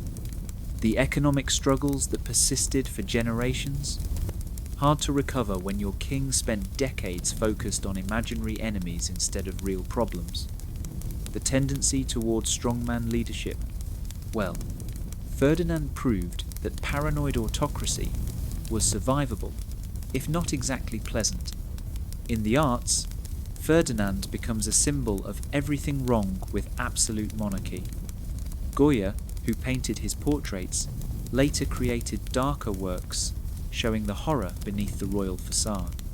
Writers use him as shorthand for tyranny, incompetence, and the dangers of unchecked power. he becomes both a historical figure and a cautionary tale. But perhaps the strangest part of Ferdinand's legacy is what doesn't get talked about. Those medical records you're reading in 1925, they'll stay sealed. The truth about Isabella's parentage, officially unacknowledged, the spectacular fraud that saved the Bourbon line, written out of history, replaced by vague mentions of divine providence. Even now, researching this in the archives, you realize you can't publish most of what you've found. Who would believe it? A king so medically compromised he needed pharmaceutical help for basic functions? A queen who convinced him he'd achieved immaculate conception? A fraud so elaborate it fooled a nation? It sounds like fiction, bad fiction, the kind someone would make up after too much wine. So you do what historians have done for a century. You write around the truth. You mention Ferdinand's difficult temperament and challenges producing an heir. You note the fortunate birth of Isabella and the devoted nature of Maria Cristina. You create a narrative that includes all the facts while carefully avoiding the truth. Back in modern Spain, Ferdinand has become almost a tourist attraction. The royal palace offers tours where guides delicately explain that Ferdinand faced challenges and had a difficult reign. They point out the portraits where he looks paranoid and cruel, which is basically all of them. They don't mention the peepholes he had installed, though some tourists swear they can feel eyes watching from the walls. In medical schools, Ferdinand is a case study, though not publicly. Professors of endocrinology pass down the story in whispers, using him as an example of how severe hormonal imbalances and possible genetic conditions can affect fertility. Students write papers on hypothetical cases that bear a suspicious resemblance to Ferdinand's condition. The Catholic Church, keeper of some of the most damning evidence, maintains its silence. Those detailed medical records, the documentation of Ferdinand's condition, the proof that Isabella's conception required either divine intervention or creative interpretation, all locked away. They understand what politicians have always known. Some truths are too dangerous to release, not because they'd cause riots or topple governments, but because they'd make people laugh. And nothing undermines authority quite like laughter. Modern DNA testing could easily prove whether Isabella II was really Ferdinand's daughter, but nobody's exactly eager to dig up royal corpses to settle centuries-old paternity disputes. The Spanish royal family, restored after Franco's death, traces its lineage through lines that carefully avoid asking too many questions about Isabella's legitimacy. Why rock a boat that's finally floating? So, Ferdinand's true legacy isn't in the territory he lost, or the people he killed, or even the paranoid policies he implemented. It's in the spectacular lie that everyone agreed to believe. It's in the collective decision that maintaining a fiction was better than confronting an impossible truth. It's in the proof that sometimes, just sometimes, the biggest frauds make the best history. Every time a modern politician tells an obvious lie, and everyone pretends to believe it, Ferdinand's ghost probably nods in approval. Every time medical impossibility gets explained away as miraculous, his spirit whispers, "I did it first." Every time someone in power substitutes paranoia for policy and delusion for leadership, they're following in his shuffling, gout-ridden footsteps.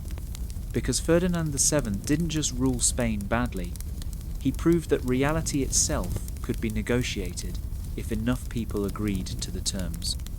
He showed that biology could be overruled by necessity, that truth could be outvoted by convenience, that the most spectacular failures could be rebranded as divine success. And in a strange way, that might be his greatest accomplishment. Not the empire he lost or the wives he killed, or the heir he didn't actually father, but the lie he lived so completely that it became truth. In a reign full of failures, Ferdinand VII succeeded at the one thing that mattered to him. He died believing he was magnificent. The rest of us are still living with the consequences, because once you prove that collective delusion can sustain a kingdom, once you show that medical impossibility can be overcome by sheer determination to believe otherwise, once you demonstrate that the biggest lies make the most stable truths, well, where does it end? Maybe with a historian in 1925 reading impossible medical records and deciding to write around the truth. Maybe with tourists in modern Madrid feeling watched by empty peepholes. Maybe with all of us living in a world where Ferdinand's greatest trick, making everyone agree to believe the unbelievable, has become so common we barely notice it anymore. The king is dead, the lie lives on. And somewhere in a Vatican archive, sealed away from prying eyes, the medical proof of an impossible reign waits patiently for someone brave enough to say what everyone knows but no one admits. Sometimes history is too strange for truth. So here we are, cozy in our beds in the 21st century, having just spent the evening with one of history's most spectacularly dysfunctional monarchs. Your memory foam is cradling you perfectly.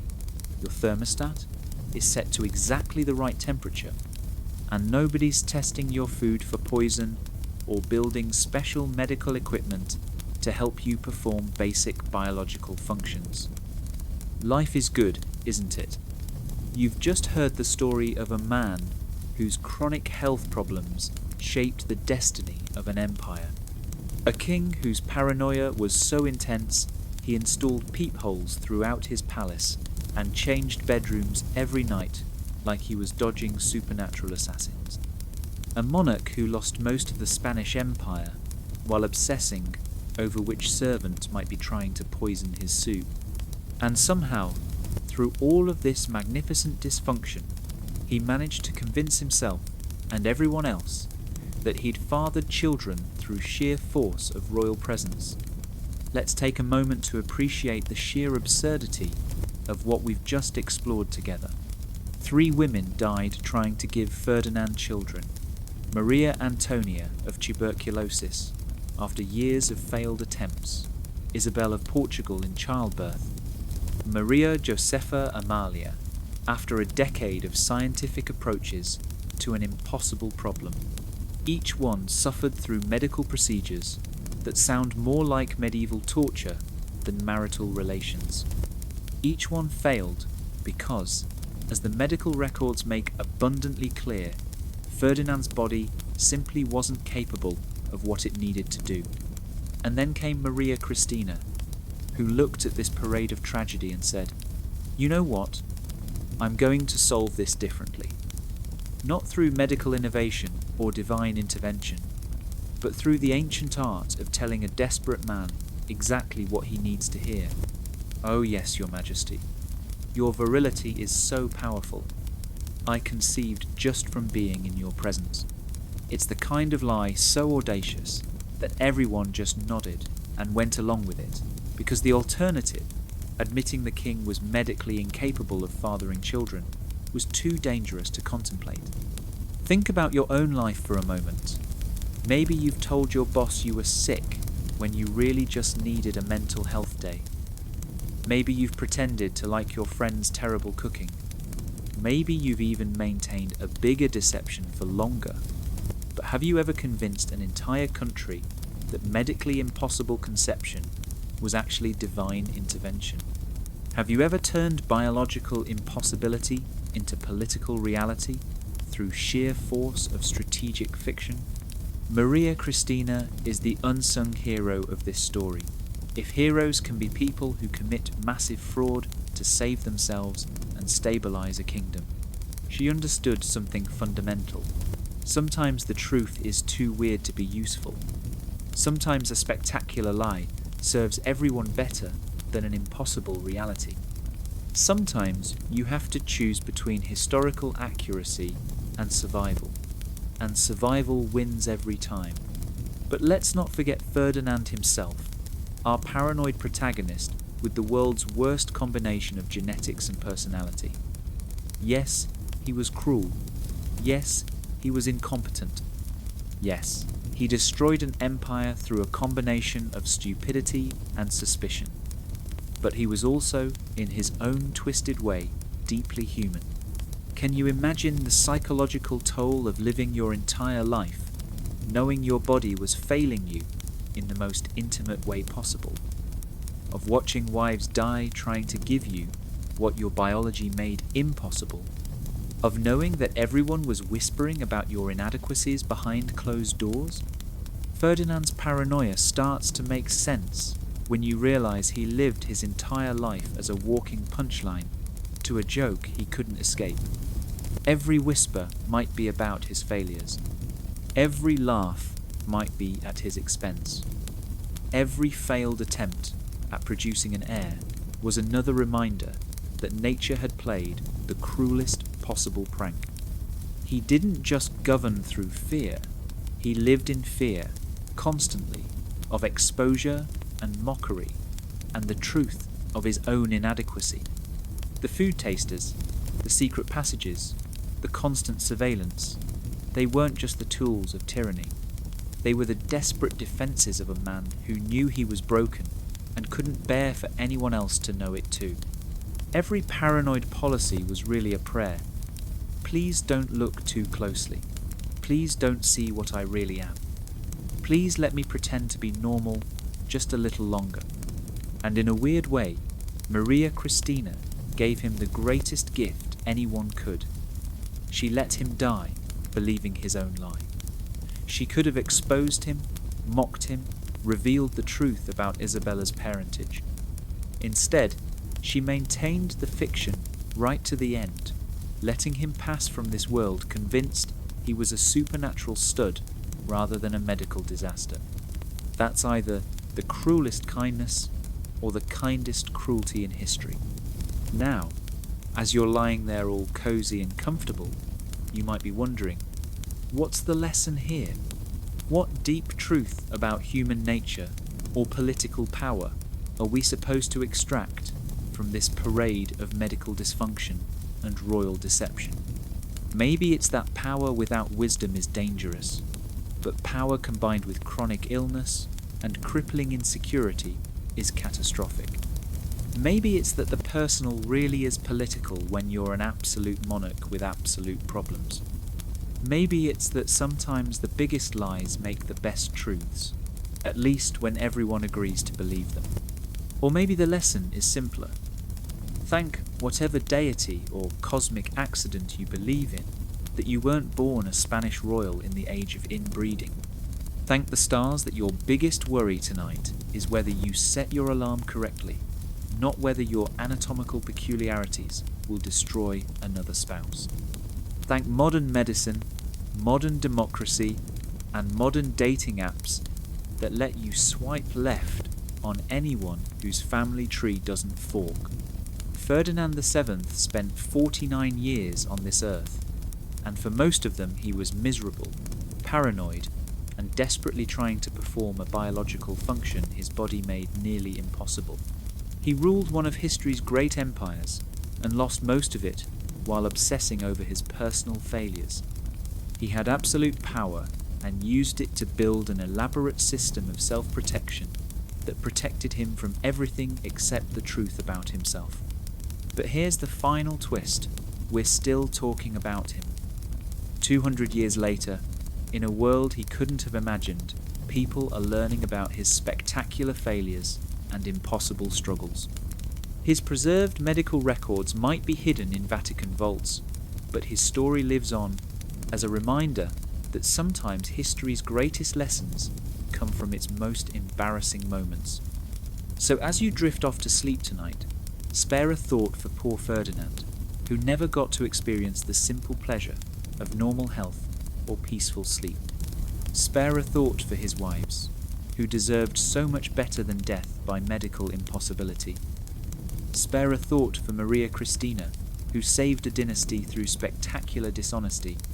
And spare a thought for little Isabella, who grew up believing her father was a god when he was really just a very sick man with the world's worst genetic lottery ticket.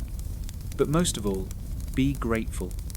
Grateful that you live in a time when medical science can help with problems that once killed queens.